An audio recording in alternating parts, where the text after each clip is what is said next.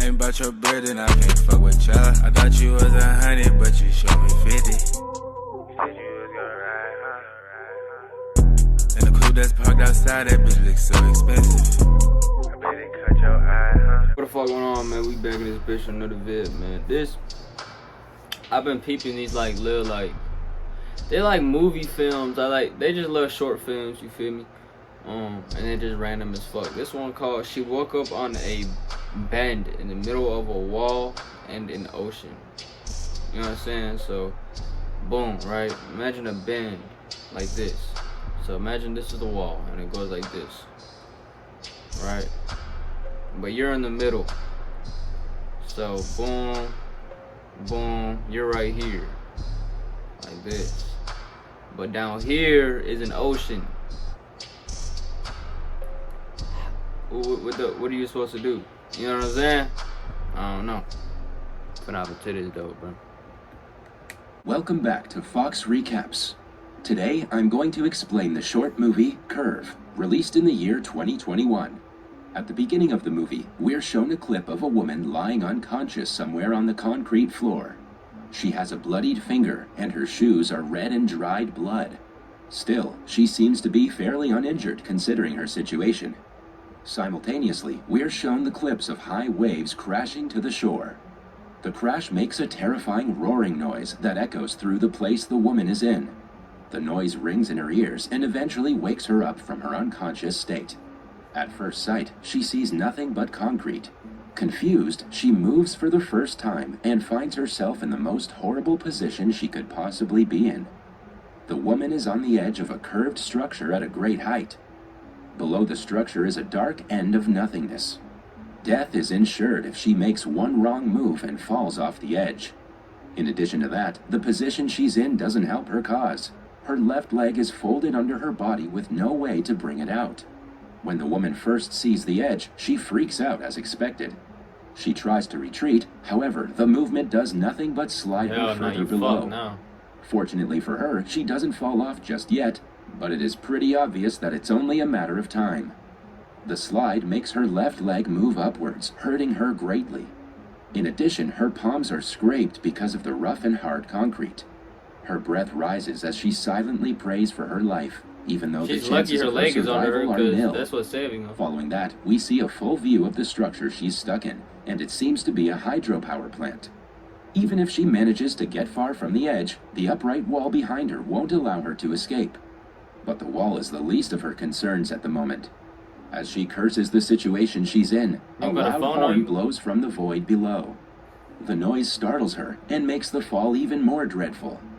She thinks for a moment and rationalizes that the noise must be because of the wind. The information relieves her a bit until a louder roar is heard seconds later. The woman looks at the sky in frustration and lets out a scream. A few minutes later, everything goes dead silent. The only thing she hears is her rapid breathing and the thoughts in her head telling her to survive one way or the other. She knows that staying still will eventually kill her. She also understands that moving might kill her instantly. Still, she's willing to take the risk. After a few long breaths to calm herself down, she places her hands and right leg sturdily in the concrete and tries to turn herself around. The plan backfires when she slides further down and is now on the absolute edge of the curve. She holds herself down, trying to remain calm. A few seconds in, she finally understands that she has to give up on trying to straighten her leg. The only way for her to get away from the edge is to pull herself up in the exact position she's in. But the slide has made her 10 times weaker. Her palms are now bleeding profusely after being scraped. She holds her right hand up and separates 2 fingers stuck together with blood. Following that, she dries off the blood in her jacket so her palm wouldn't slide when she attempts to go up again.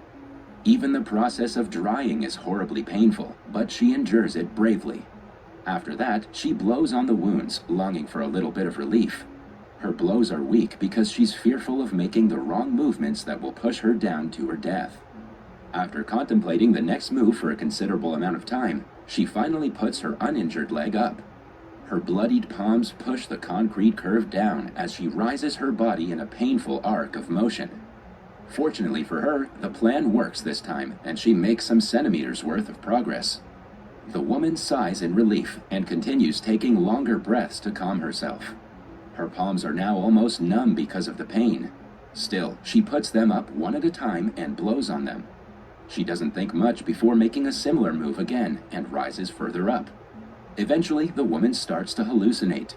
She sees the blood prints on the curve below, but her body seems to be missing in her vision. She looks at her palm and back to the blood print and starts to hyperventilate. She is now the furthest away from the edge, and behind her is an upright wall.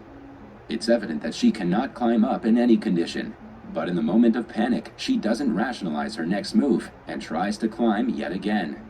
She is soon met with the consequences of her hastiness when she slides down a little. The panic makes her hallucinate more severely. She looks below and sees the prints of blood grow longer. She again tries to hold herself up, but stops when she hears a loud noise. On looking back at the prints, she notices that 2 more of them have been added. What the fuck? Now, her only options are to either wait for inevitable death or make a move and fall to her death quicker. In her head, something tells her that if she continues with what she was doing, she will surely survive. The wrongful motivation proves that her brain is failing to grab the severity of the situation. After all, in the circumstance that she's in, she's not expected to think clearly. The only problem is that her will to survive might make her fall to her doom earlier than she expected. When everyone else in her place would have given up by now, she bravely puts her palm up and blows on it, getting ready to push herself up yet another time.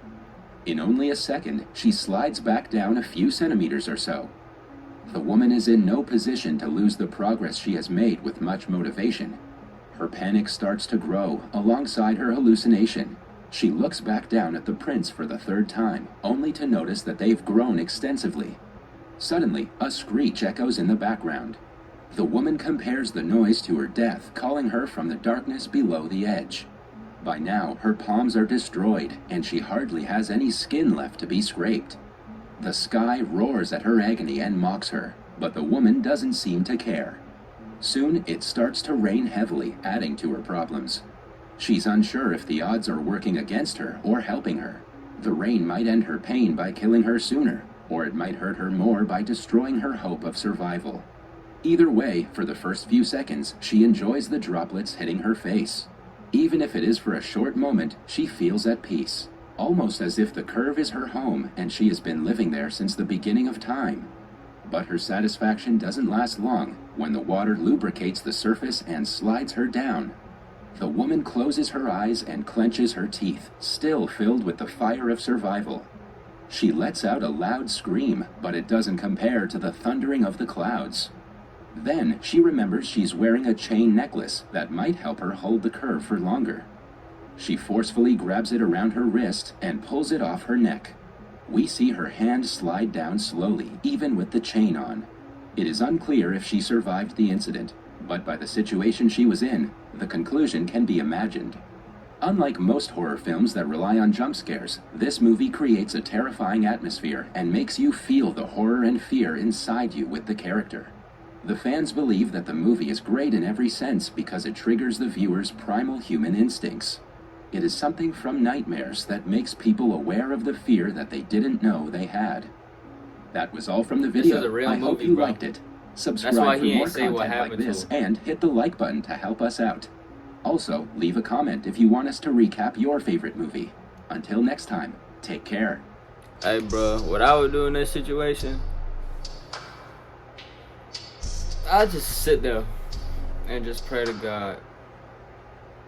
That's all I do, bro.